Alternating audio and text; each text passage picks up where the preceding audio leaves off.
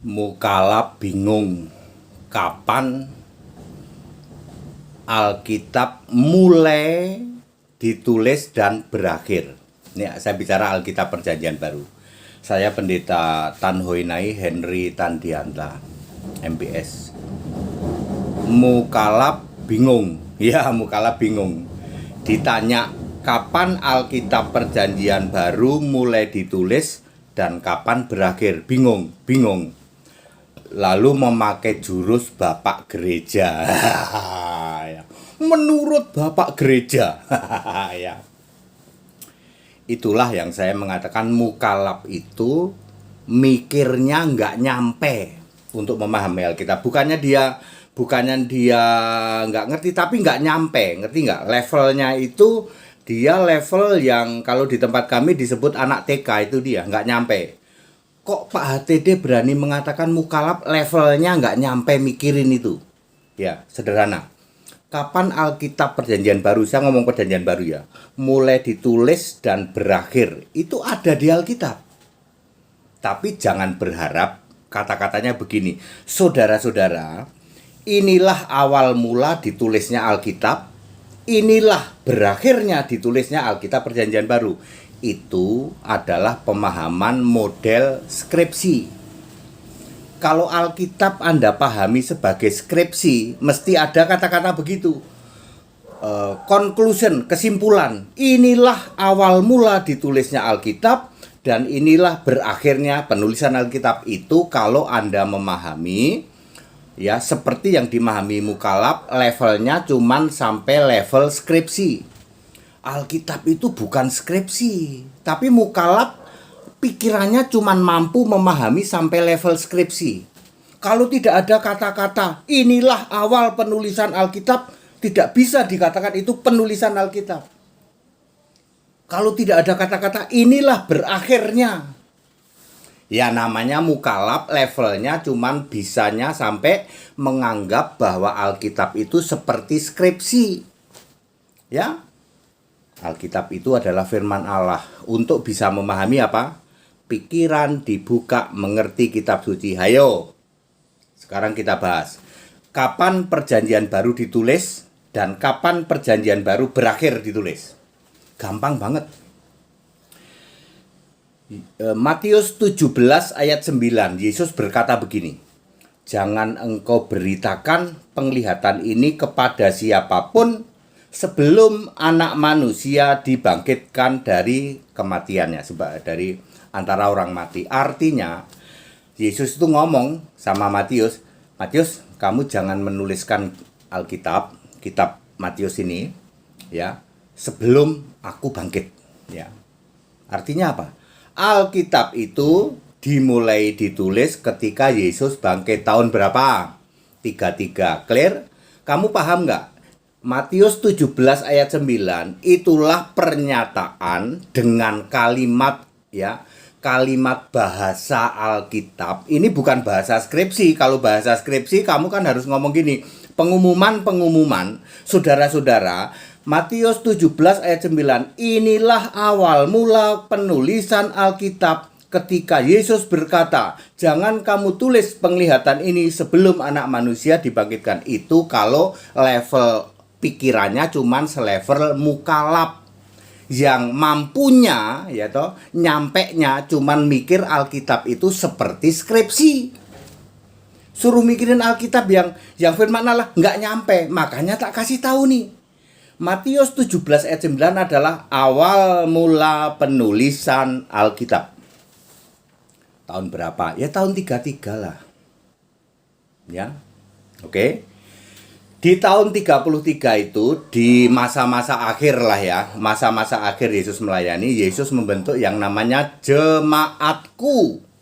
Di dalam Matius 16 ayat 18. Anggotanya siapa? Orang-orang Israel dong, orang-orang bersunat dong, betul. Yesus membentuk jemaatku atau gerejaku. Matius 16 ayat 18. Clear? Pada saat Yesus masih jadi manusia membentuk jemaatku. Lalu begitu Yesus mati disalib, mulai bangkit, dimulailah penulisan Alkitab. Apa saja? Matius, Markus dan seterusnya. Ya. Pak Dede, Kok Anda yakin itu Matius yang nulis Matius? Yang milih Yesus kok. Yang milih kan Yesus. Yesus mengatakan jangan kamu beritakan atau jangan kamu tulis atau jangan kamu beritakan penglihatan ini kepada Matius. Ya. Kan yang milih penulis itu Yesus. Kok kamu sok pinter sih? Ya. Para mukalaf yang levelmu cuman bisa memahami Alkitab selevel skripsi. Ya. Jelas Yesus yang milih penulis Alkitab. Kok ada 8 penulis Alkitab Perjanjian Baru, semuanya rasul. Kok kamu komplain sok pinter gitu? Matius bukan ditulis oleh Matius, sok pinter kamu. Sedangkan memahami Alkitab saja levelmu, pikiranmu cuman sampai level kurang lebih ya cuman level segini. Nggak bisa mikirin hal-hal yang sifatnya keilahian. Minum dulu ya, biar jangan seperti mukalaf yang pikirannya cuman mampu memahami sampai level skripsi. Mau soal Alkitab di level skripsi, level Alkitab dong. Makanya minum dulu. Terus sudah selesai, ditandai dengan yang Yesus pelayanan ditandai dengan jemaatku. Matius 16:18. Lalu Yesus naik ke surga dong. Naik surga. Ditandai dengan jemaat Kristus, ada di dalam Roma 16 ayat 16 dan Galatia 1 ayat 22. Jadi ketika Yesus sudah naik ke surga, ya naik ditutupin awan di langit tingkat 2. Jemaat itu disebut, gereja itu disebut jemaat Kristus. Berapa lama? 33 tahun. Kan Yesus melayani 3 tahun. Lalu Yesus di langit tingkat 2 33 tahun. Kami nggak pernah ngerti Pak langit tingkat 2. Lah levelmu cuman memahami selevel skripsi sih. Ya, dengerin aja ya. Nggak usah sok pinter kamu ya. Mukalaf ya. Levelmu kan cuman selevel Alkitab itu seperti skripsi ya toh. Yesus di langit tingkat 2 ya. Di langit tingkat 2 lalu di bawah, di bumi, ini para rasul membentuk yang namanya jemaat Kristus. Roma 16 ayat 16, Galatia 1 ayat 22. Gereja Kristus, gereja Kristen ada gak? Nggak ada. Oke, terjadi tahun berapa? 33 sampai 66. Kok equal Pak? Harus equal. Yesus jadi manusia di bumi itu 1 sampai 33, maka Yesus sebagai tubuh kemuliaan di langit tingkat 2 dari bumi harus 33 juga, 33 sampai 66. Ditandai dengan jemaat Kristus. Lalu tahun 66 Masehi Yesus betul-betul duduk di tahta surga. Wahyu 4 ayat 2, yang di surga cuma ada Yesus tok. Lalu terbentuklah jemaat Allah. J-nya pakai huruf besar. 1 Korintus 10 ayat 32, 1 Korintus 11 ayat 22, 1 Korintus 15 ayat 9, 1 Timotius 3 ayat 5. Semua ditulis oleh Paulus. Jemaat Allah atau gereja Allah. Nih kami ini gereja Allah nih. Kami muncul tentu dengan pemahaman Yesusnya sudah duduk di tahta surga, sudah sebagai Gusti Allah. Kami tidak membentuk jemaat Kristen, enggak, apalagi jemaat Kristen aja enggak ada. Ya, jemaat Kristus sudah lewat, jemaatku sudah lewat. Sekarang harus jemaat atau gereja itu harus gereja Allah. Nah, saat gereja Allah inilah selesai yang namanya penulisan Alkitab. Ngerti? Tahun berapa Pak? Tahun 66 Masehi. Pasti Pak, pasti. Ditandai dengan Paulus menulis jemaat Allah, J-nya huruf besar. Selama Yesus 33 tahun di langit itu ngapain Pak ya? Memilih Paulus. Ya, Paulus jadi alatnya. Memilih nabi, rasul, gembala, pengajar, Efesus 4 ayat 11. Lalu menurunkan kitab Wahyu. Yang paling lama itu menurunkan kitab Wahyu. Selama 33 tahun kan dari Yesus ditutupin awan, Kisah 1 ayat 9, sampai nanti Yesus betul-betul duduk di tahta surga. Itu 33 tahun, harus equal dengan waktu Yesus di bumi di darat 1 sampai 33. Ngapain aja Pak? Tadi saya sudah kasih tahu. Memilih Saulus ya, kemudian memilih nabi, rasul, pemberita Injil, gembala dan pengajar Efesus 4 ayat 11. kemudian menurunkan kitab Wahyu. Kitab Wahyu diperkirakan paling lama 25 tahun menurunkan kitab Wahyu yang 22 pasal itu akhirnya. Ya. Seperti itu ya. Itu diperkirakan 25 tahun. Yang 6 tahun itu sisanya ya memilih rasul, memilih nabi dan sebagainya. Ya.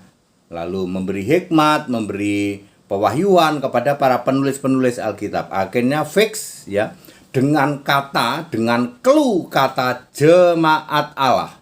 J-nya huruf besar di dalam 1 Korintus 10:32, 1 Korintus 11:22, 1 Korintus 15 ayat 9 dan 1 Timotius 3 ayat 5. Itulah akhir penulisan Perjanjian Baru. Kesimpulannya, Perjanjian Baru ditulis ketika Yesus sudah bangkit, diawali itu tahun 33 Masehi, diakhiri ketika Yesus betul-betul duduk di tahta surga tahun 66 Masehi. Mukalaf paham? Nggak mungkin paham. Wong mukalaf itu levelnya itu cuman memahami Alkitab itu seperti skripsi kok. Dia itu baru ngerti kalau ada halo-halo, pakai toa. Saudara mukalaf, ya, saudara mukalaf, halo-halo. Ini untuk mukalaf itu kira-kira Paulus nulis gitu ya. Saudara-saudara, para mukalaf, halo-halo, ya.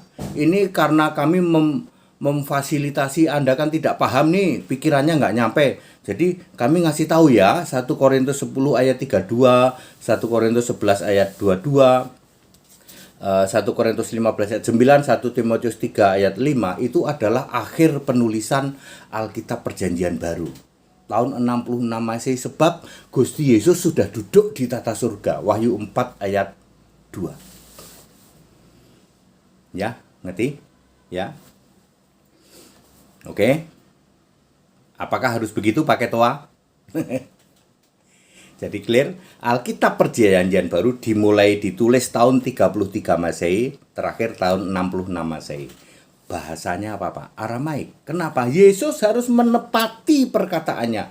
Aku datang untuk umatku Israel. Jadi bahasanya harus Aramaik. Sama dengan Perjanjian Lama untuk Israel. Untuk umat Israel, ya, yang agama Yahudi udah itu bubar jalan, lalu Perjanjian Baru juga untuk umat Israel. Nah, ini dia. Ketika Yesus sudah naik ke surga, maka diubahnya menjadi Perjanjian Baru bahasa Yunani. Kenapa? Karena lingua franca, ya. Karena lingua franca, ya. Harus bahasa Yunani, ya. Kalau Yunani kan untuk semua bangsa akhirnya itu Alkitab, ya. Itu dia, ya. Jadi clear? Alkitab kapan Perjanjian Baru ya? Kapan terakhir? Tahun 66. Kalau mukalaf tahun berapa? Mukalaf kan asal ngarang. Menurut Bapak Gereja, padahal Bapak Gereja ya gundulmu sendiri itu. Lalu Anda sebut satu nama kan? Ya asal aja nama. Di internet Pak, di Google ya, Google itu kan memang itu sudah semua info di situ kan info-info dari Tritunggal semua. Ya. Clear? Ya, 66 Masehi adalah akhir penulisan Perjanjian Baru. Rasul udah pada mati Pak? Belum. Makanya tahun 70 Masehi dirubah menjadi Yunani. Clear? Lalu pada mati sekitar berapa? Ya, sebelum abad kedua berakhirnya mungkin sekitar tahun 85, tapi yang paling terakhir mati itu adalah Paulus, karena Paulus bisa menulis jemaat, J-nya huruf besar. Hanya tulisannya Paulus kan di Korintus sama Timotius. Itu dia, ya. Begitu mudahnya Pak ya? Ya, tapi diperlukan dibuka pikiran. Tapi kalau levelnya cuman level mukalaf, harus ada kata-kata Pak yang mengatakan inilah awal mula ditulisnya Alkitab. Lalu inilah terakhir kali ditulisnya Alkitab Perjanjian Baru. Itu level skripsi. Mukalaf otaknya nggak bisa nyampe memahami Alkitab level firman Allah. Firman Yesus. Ya pikiran harus dibuka. Nyembah Yesus dulu baru kamu bisa. Kalau kamu nggak nyembah Yesus, ini semua ayat ini bagi kamu adalah blank semua. Apa ini maksudnya? Kok HTD bisa jelasin jemaatku, jemaat Kristus, jemaat Allah. Jemaat Allah sebagai tanda berakhirnya Perjanjian Baru. Kok bisa ngerti sampai gitu kan? Aku penyembah Yesus. Dibuka oleh Yesus. Lah kalau mukalaf kan cuman berkoar-koar doang. Pikirannya levelnya cuman sampai memahami Alkitab itu selevel skripsi. Harus ada saudara-saudara, dengan ini disimpulkan bahwa kalau nggak ada kalimat gitu nggak, ya namanya levelnya cuman level skripsi. HTD ini bisa aja ya.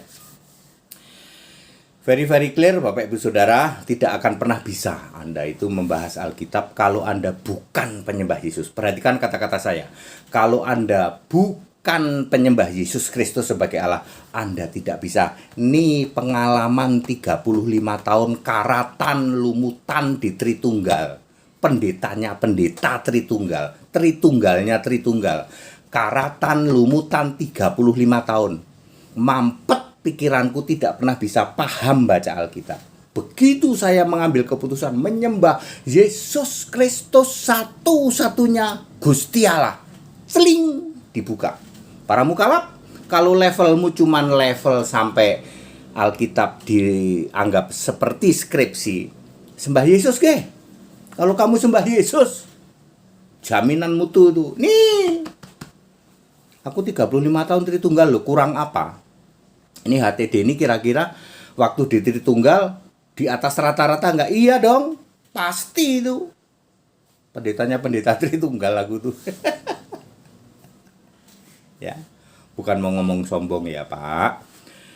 Ya, jadi clear. Awal mula ditulisnya Perjanjian Baru adalah dari Matius 17 ayat 9 tahun 33 Masehi, diakhiri dengan jemaat Allah, itu clue. 1 Korintus 10:32. Diawali tahun 33 Masehi, diakhiri tahun 66 Masehi. Lalu tahun 70 Masehi Septuaginta dirubah menjadi bahasa Yunani. Nanti pakai bahasa Inggris tahun 1963, walaupun bahasa Inggris sebenarnya 1800 sekian itu sudah ada bahasa Inggris ya. Tapi itu masih belum ini ya. Bahasa Inggris secara menyeluruh mendunia itu memang sekitar tahun 1963. Sebenarnya tahun 1800 atau 1850-an gitu ya. Itu sudah bahasa Inggris tapi belum menyeluruh karena kan Inggris itu banyak jajahannya ya. Ya, tapi begitu tahun 1900 sekian setelah Perang Dunia Kedua ya. Disitulah baru bahasa Inggris secara masif menjadi bahasa internasional. Makanya Alkitab diterjemahkan pakai bahasa Inggris. Very clear ya. Sekali lagi para mukalaf, levelmu itu cuman sampai level mengira Alkitab itu sebuah skripsi. Jadi cara mikirmu cuman sampai urusan skripsi. Kalau tidak ada tertulis inilah kesimpulannya, dinyatakan bahwa kalau nggak ada gitu berarti nggak bisa. Iya maklum, levelmu cuman level skripsi. Kalau mau naik level ya para mukalaf ya, sembahlah Yesus. Nih, karatan lumutan Tritunggal. Segala hormat kemuliaan untuk Yesus Kristus, satu-satunya Allah yang benar. Haleluya, amin.